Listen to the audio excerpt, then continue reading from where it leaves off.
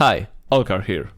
Today I want to talk about Elden Ring Nightreign and share my thoughts on the game. First of all, I think the game is too easy.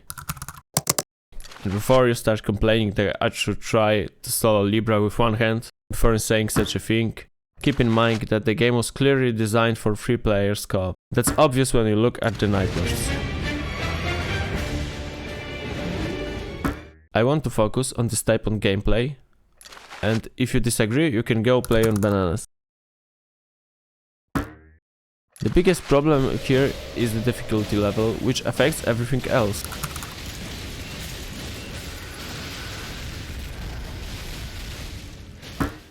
But let's start from the beginning. Who is this game actually for? Honestly, I don't know. Let me split the community into 2 groups to make it clear. First one are Souls veterans. People who have played Souls games before, enjoyed them, and want to try a different, more co-op focused approach. For these players, after a few runs, the game just isn't challenging. It starts to feel repetitive, and the only thing that keeps you going is seeing how fast you can kill the boss. Don't get me wrong, Nightlords and some bosses, at least until you beat them like 20 times in Elden Ring, can be tough at first, but after a few tries, they become pretty easy. That's opposite of what made the Souls series so appealing. And the second group are newcomers. People who are new to the genre. Honestly, I think this is the worst Souls game to start with. Previous Souls games let you play at your own pace. Here you have to rush, do everything quickly, and you can't really learn enemy patterns because spawns are more or less random. Plus, there's a time limit pushing you to play risky. That's also the opposite of what made Souls games so satisfying, the feeling of overcoming obstacles. So, looking at both groups, the game tries to be easier for new players, but at the same time it's still too hard. As a result, both groups end up unhappy. As I mentioned before, previous Souls games rewarded your knowledge with progress, new enemies, bosses, items. Everyone could find something for themselves. The game gave you time. You could play at your own pace.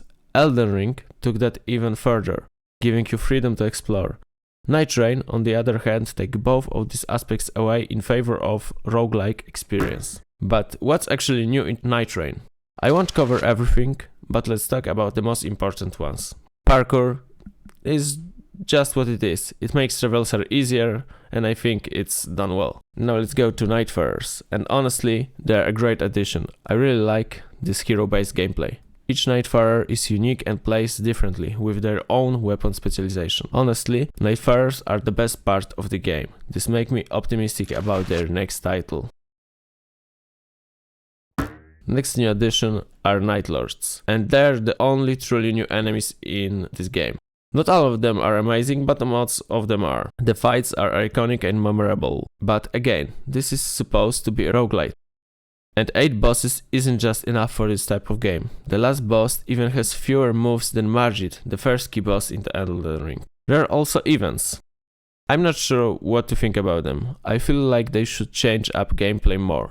But right now, they're just kind of annoying. They don't really offer new ways to play, just an extra boss or some irritating mechanic. So again, great fundamentals, but the execution is safe and boring. And there are the runs. The runs themselves differ a bit in map layout, but the time-based gameplay makes it hard to really notice. Most of the time you will spend your first day in the same 3 or 4 types of locations. And on the second day you head to one of the 4 high-level areas.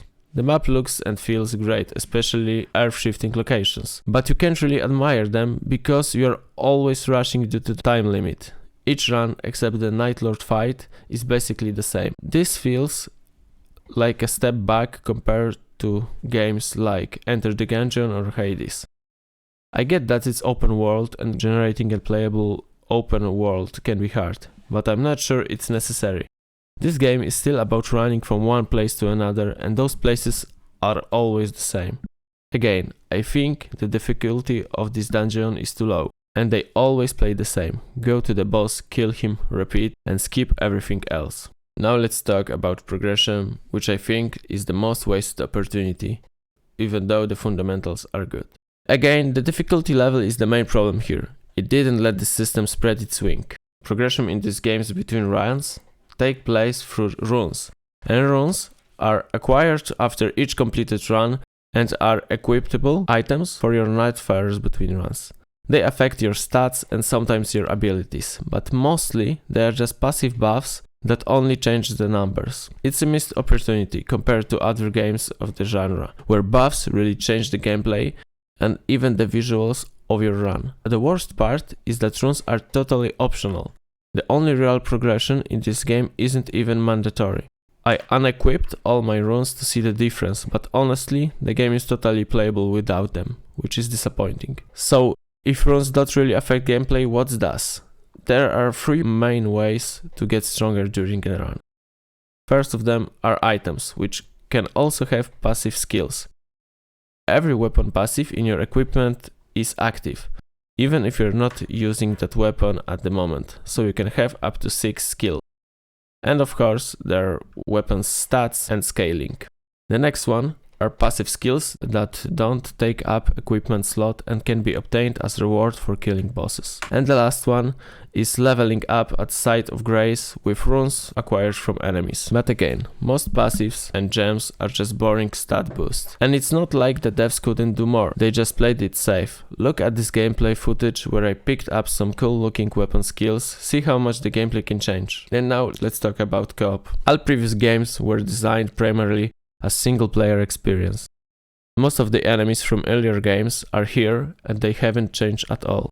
Most fights without multiple enemies are trivial, because enemies can only focus on one player at a time, while the rest of the team can just keep dealing damage. Only the Night Lords have the mechanic designed for multiple Nightfarers. And those fights are great. I think that's what makes Night Lords so fun to play against.